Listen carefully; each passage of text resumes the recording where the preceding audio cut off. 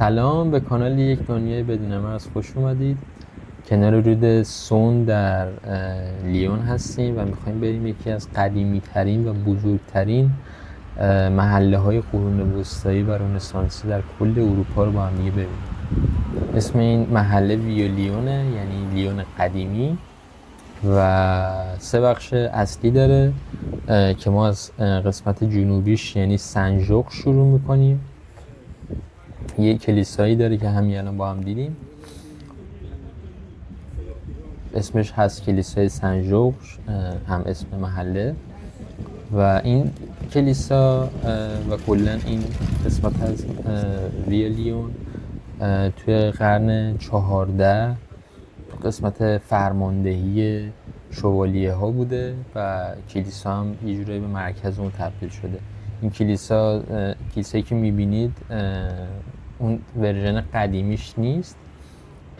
اون کلیسای قدیمی که وجود داشته تو قرن 19 تخریبش کردن و چیزی که میبینید دوباره تو همون قرن 19 ساختنش. تو دوران روم باستان اینجا یه بندر مهم بوده. اینجا یه محله‌ایه که خیلی گردشگری نیست، یعنی خیلی محیط اصیل و سنتی داره و جوری محله مسکونیه. خیلی گردشگرا به اینجا سر نمیزنن.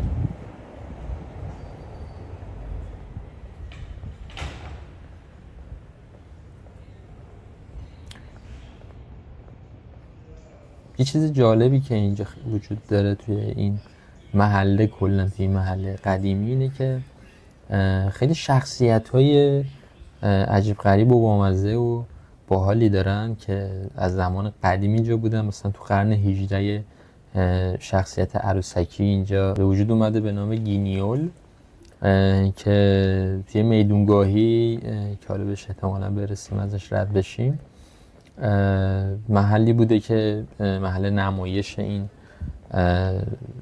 عروسکی گینیول بوده.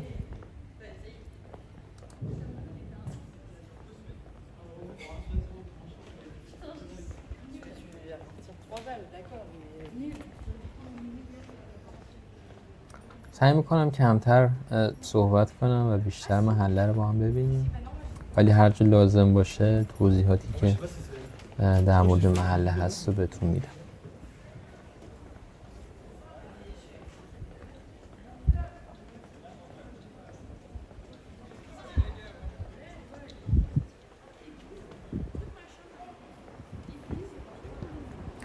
این محلی بوده واسه سکونت کارگرها و بازرگانای کوچیک و ماهیگیرا، به ویژه صنعت نساجی ابریشم توی لیون.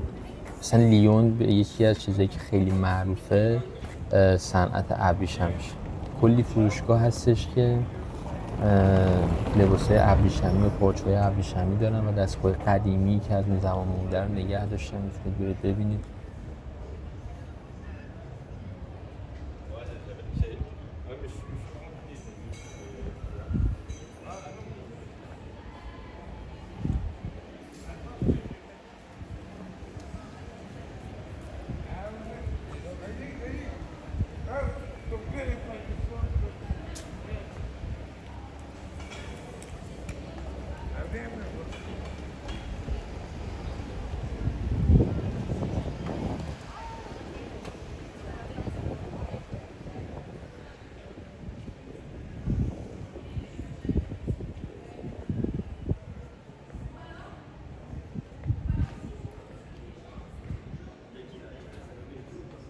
سمت چپ همون میدونگاهی که بهتون گفتم اون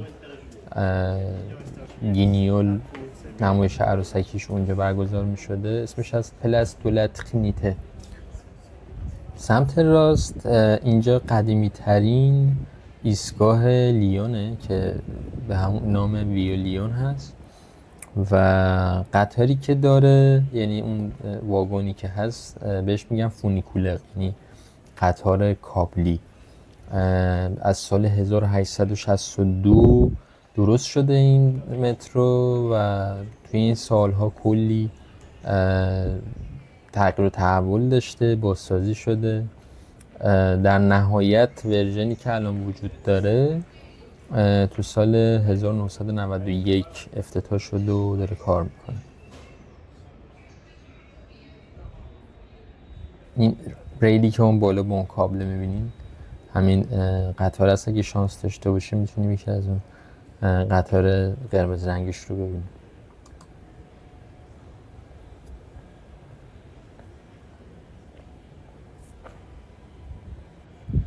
اینجا این قطارش همیشه کار میکنه. گردشگرا میان، یکی از سوژه های گردشگری این محله است که میتونن سوار این قطار بشن و از تپه فوقیق بالا برن. حالا جلوتر تپه فوقیق رو توضیح میدم، ولی یکی از بهترین راه‌ها واسه این که به کلیسای نوتردام برسید همین خط متروه که مستقیم تپه رو این قطار میره بالا.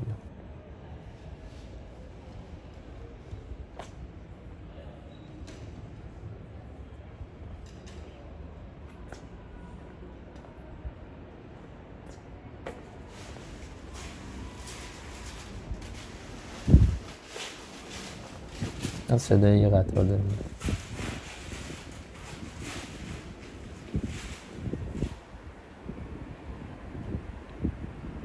این واگن‌های قرمز رنگ. بریم بقیه محله که خیلی طولانی نشه ویدیو.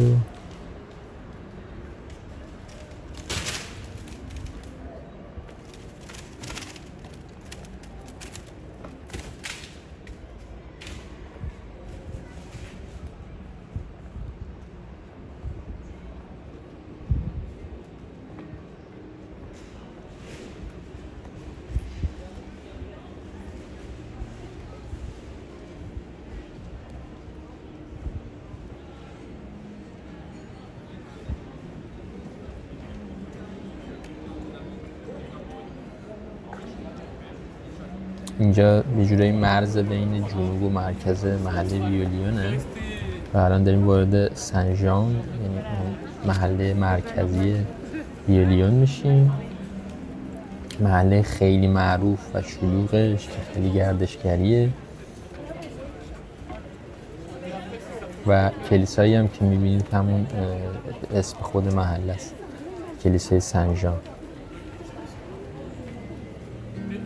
ساخت این کلیسا حدود 300 سال طول کشیده، بین قرن 12 تا 15.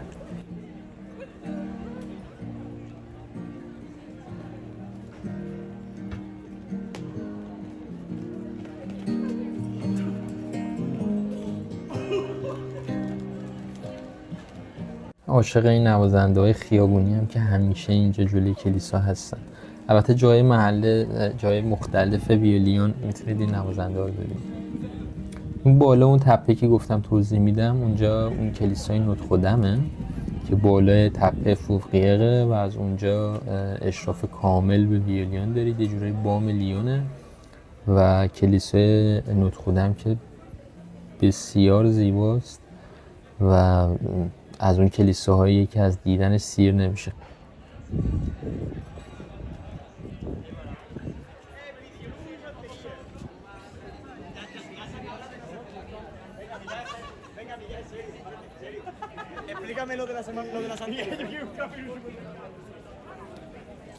خیابون اسمش هست سن ژان، خیلی اسم شبیه است. خیابون هم اسم محله و کلیسای، یعنی همون سن ژان، که پر از مغازه‌های سوغاتی فروشی، رستوران‌ها، کافه‌ها، بستنی فروشی و کلی فروشگاه دیگه هست. خیلی جای توریستیه، جای شلوغیه ولی خیلی جذابه. رستوران‌های بسیار خوبی داره. البته جای دیگه ویولیون هم هست، حالا توضیح میدم آخر ویدیو. حتما یه توضیح کوتاهی در مورد غذاهای معروف ویولیون میدم، چون که لیون به غذاهاش معروفه و پایتخت آشپزی فرانسه است.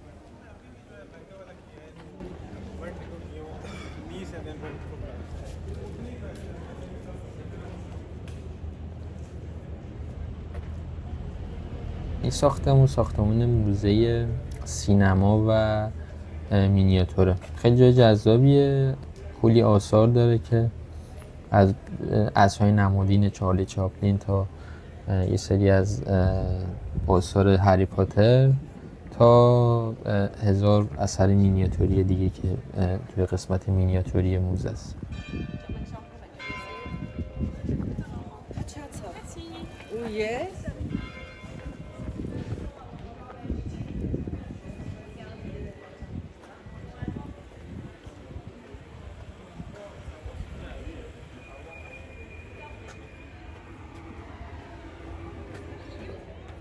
تپه فوقیه که توضیحش رو دادم، کلیسای نوتردام که بالا میبینید، این مسیریه که اگر وصل نقلیه داشته باشید میتونید برید.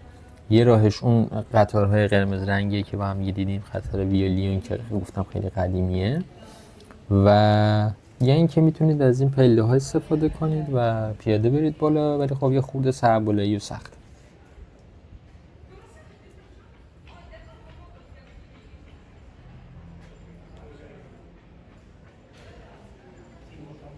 این خیابون هم اسمش هست قود و بوف. اسمش رو از اونجایی برداشتن که یه مجسمه از یک گاو یا یک گوساله‌ای اینجا ساخته میشه توی قرن 16 و اینجا دیگه میشه نماد این خیابون و دیگه اسمش رو میذارن قود و بوف. بوف خود کلمش یعنی گوشت گاو. این محله چند تا رستوران خیلی معروف هم داره که میتونید امتحان کنید، از غذاهای محلی لیون و فرانسه.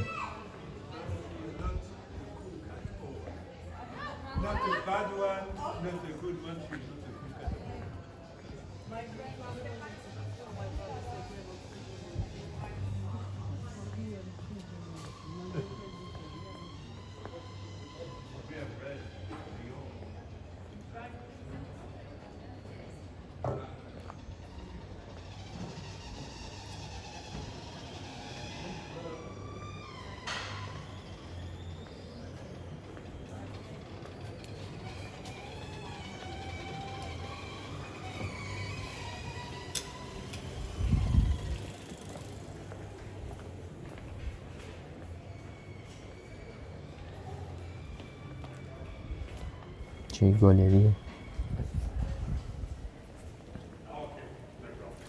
تمام خیابونای ویالیون همینطوری سنگ فرشه و واقعا پرتت میکنه به یه دنیای دیگه و یه دنیای قدیمی.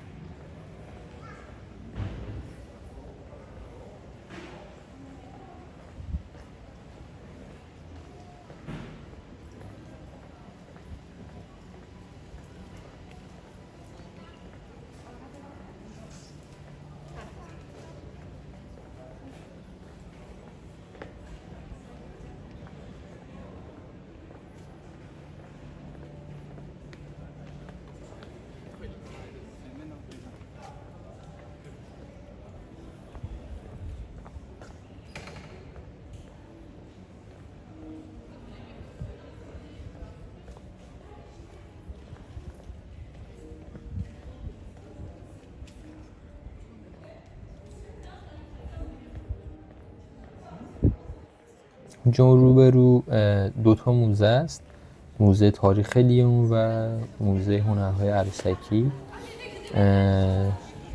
این عروسک گیانیلی که گفتم بالا سمت چپ هست.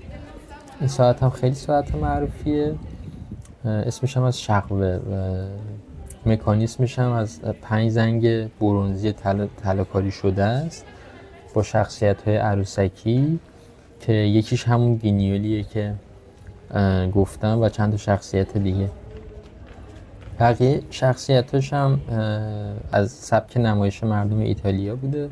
تو قرن 16 هم که با ماسک یه سری شخصیت ها داشتن که نمایش اجرا میکردن که اینا هم یه سری آثاری هن که توی این محله موندن و ثبت شدن به عنوان یه نماد از این محله.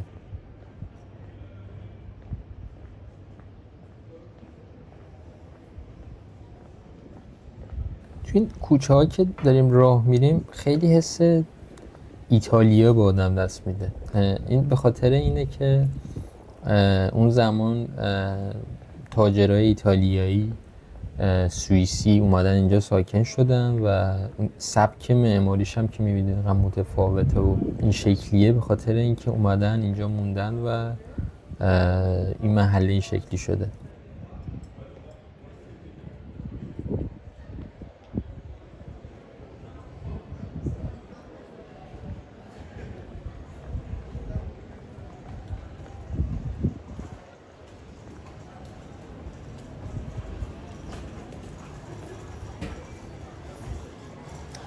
اینجا هم مرز بین سن ژان یعنی مرکز ویلیون و قسمت شمالی این محله که سن پاول نام داره هست که مثل سن ژورژ یعنی قسمت جنوبی خیلی مسکونیه و مثل اینکه ویدیو هم خیلی طولانی نشه دیگه اون سمت نمیرم، برمیگردم توی سن ژان.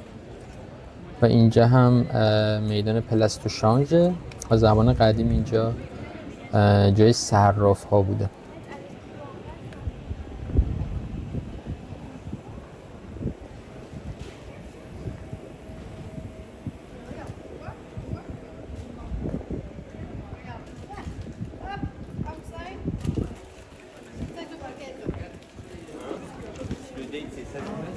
یه چیزی که هست لیون زادگاه سن اگزوپری خالق شازده کوچوله همونطور که سمت راست میبینید و فروشگاهی که جلوتر هست تمام اون شخصیت های عروسکی و نمایشی که گفتم و اینجا میتونید آثارش رو ببینید.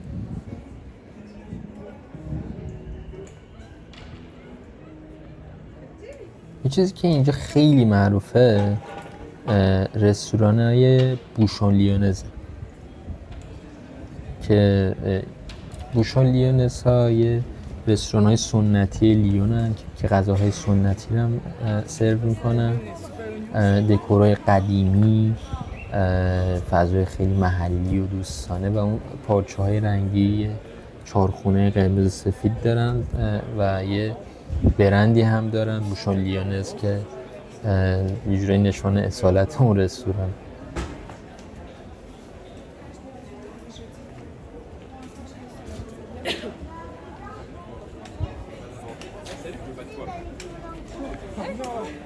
تاریخ این رستوران چیه اصلا از بوشون لیونز و کجا اومده؟ تو قرن 18 و 19 مادرهای لیونی به قولی بهشون میگفتن نق لیونز زنانی بودن که اومدن رستوران کوچکی اینجا راه انداختن و پایه آشپزی سنتی لیون رو اینجا بنا گذاشتن و دیگه کم کم تغییر هویت میده و بوشون لیونز میرسه.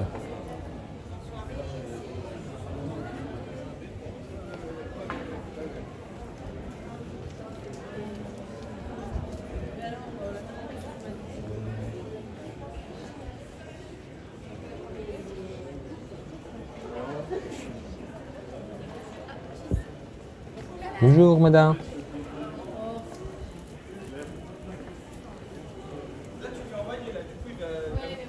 Tu penses que demain c'est lui, il va aller me voir du coup?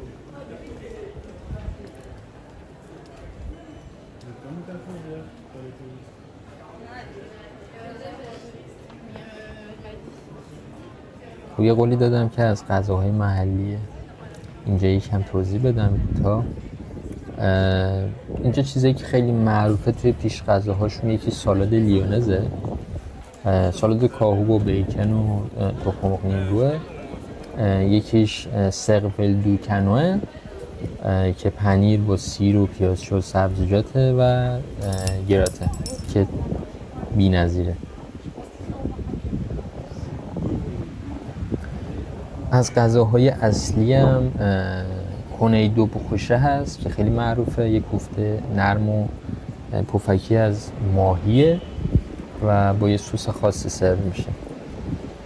یکی تبلیه دو سقوه که تکه های شکمبه گاو سرخ شده و نون سخاریه و پول اووینگره که مرغ با سس سرکه است. معمولاً با غذای اصلیشون هم سیب زمینی آبپز یا گراتن یا عدس یه مقدار کوچیکی سرو میکنم. خیلی خوشمزه است ولی اگر دوست نداشته باشیدم استیک های بی‌نظیر بوده.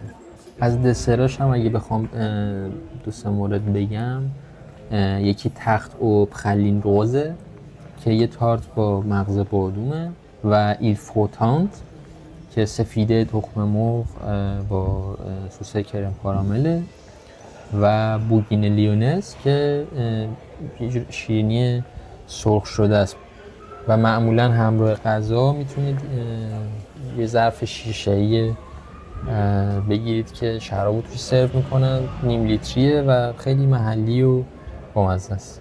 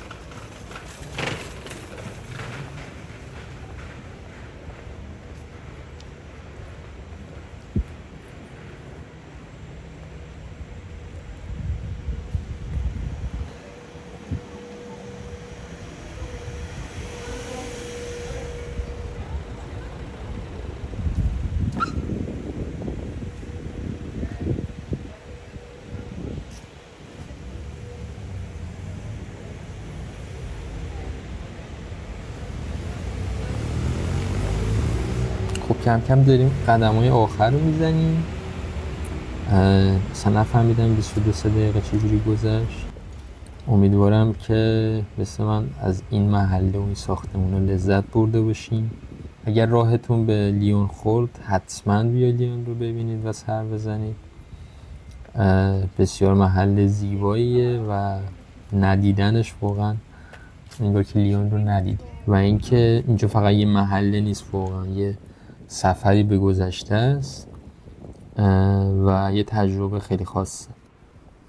لطفاً کانال ما رو سابسکرایب کنید و به دوستان خودتون معرفی کنید. ویدیویی که تگ میکنم رو ببینید، خیلی خلاصه در مورد مناطق مختلف لیون توضیح دادم و اونجایی که حس میکنید براتون جذاب تره رو کامنت کنید تا ویدیو بعدی رو در مورد اونجا براتون درست کنم. امیدوارم کیف کرده باشید. توی ویدیو بعدی سعی میکنم یه جای دیگه که جذاب باشه رو با هم دیگه بریم ببینیم. تا ویدیو بعد، فعلا.